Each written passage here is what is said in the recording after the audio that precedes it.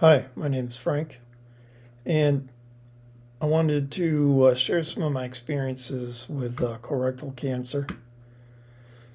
About 4 years ago, in June of 2022, I was diagnosed with colorectal cancer, and I remember it being pretty scary. I remember waking up in the recovery room after the colonoscopy and being immediately shown all these pictures that they grabbed from the scope, and I wasn't fully aware yet.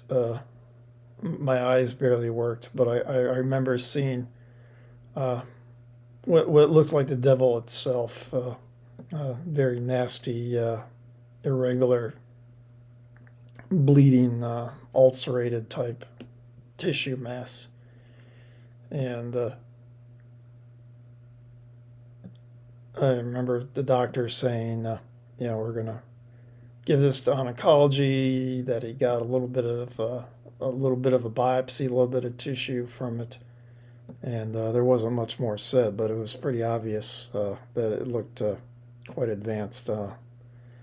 I'm a nurse, but I had not worked in oncology or really studied much about cancer at that point, so I was quite naive of the situation. But over the last 4 years, I educated myself quite a bit, and now I feel ready to share what I did, how I approached it, the situation, and things that I did that perhaps mitigated the situation and helped me live this long. Because at the time, I was like, I'm a goner. It looked so bad that I don't know. I remember thinking to myself, I got 6 months. I remember telling my mom, it's probably about a year, and I'm saying all this stuff without really any kind of knowledge to back it up. But it, uh, it's a good indication of my thinking and my doom and gloom at the time, which I'm sure other cancer patients have felt at that uh, time in their disease process also. But what I want to share mostly is uh, hope. Uh, Maybe some people can incorporate some of the things I did into their day to day fight, and present that getting cancer isn't the end. And in some ways, it's the beginning of your life. When I say beginning of life, I'm speaking from the point of 4 years ago.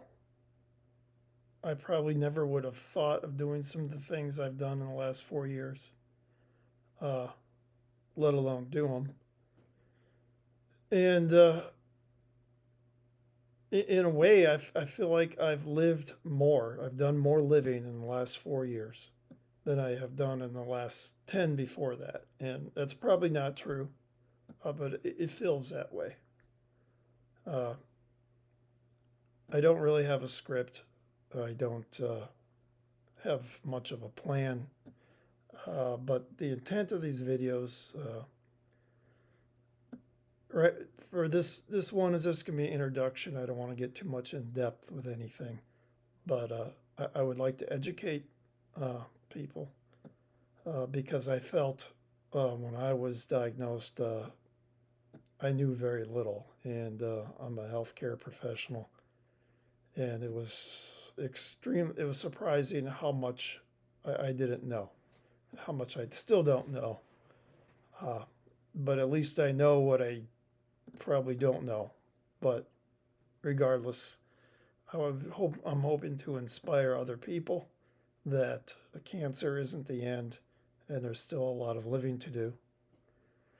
Uh, Making these videos might help me reflect on my own situation further than what I am already doing.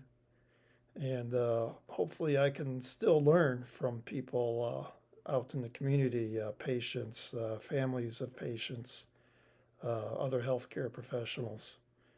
So I'll share some pictures here of my experience and a couple clips over the last 4 years, which will better explain my situation. This is me. This is September 2022. I just gotten my port placed. Just came out of the surgical area. And this is what it looked like immediately after.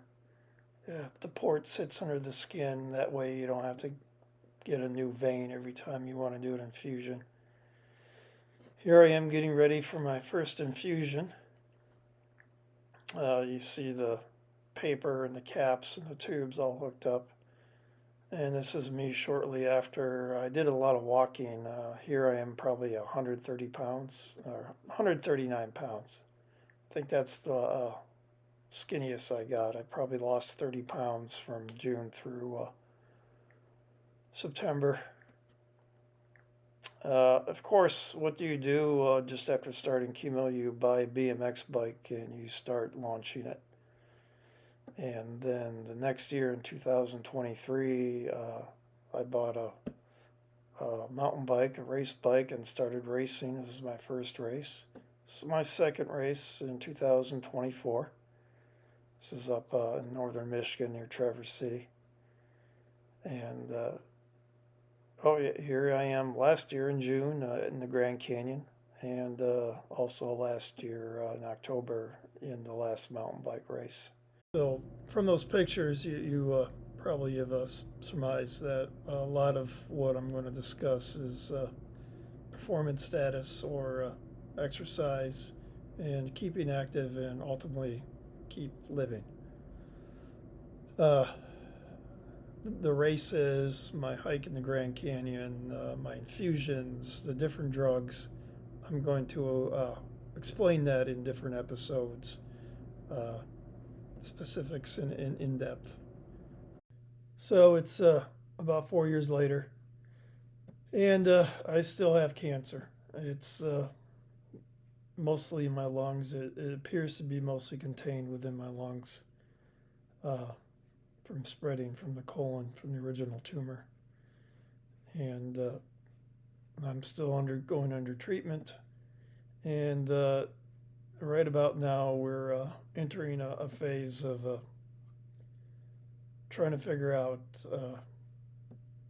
after trying many different chemotherapies, targeted agents, immunotherapy, radiation, if we're going to go back to some of the older drugs that I was on, if there's a new clinical trial, maybe even revisit doing some radiation. I'm going to explain all that in great detail in later episodes, but for now we're just going to leave all that alone. Additionally, my next mountain bike race is May 31st.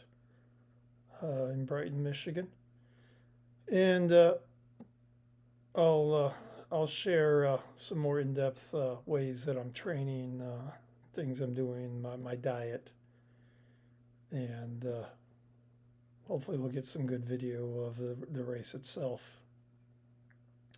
But until then, it's kind of late. I got work in the morning, and I'm off to bed. If you have any questions or comments, feel free to leave them in the comment section, and I'll get to them as fast as I can. But until then, good night.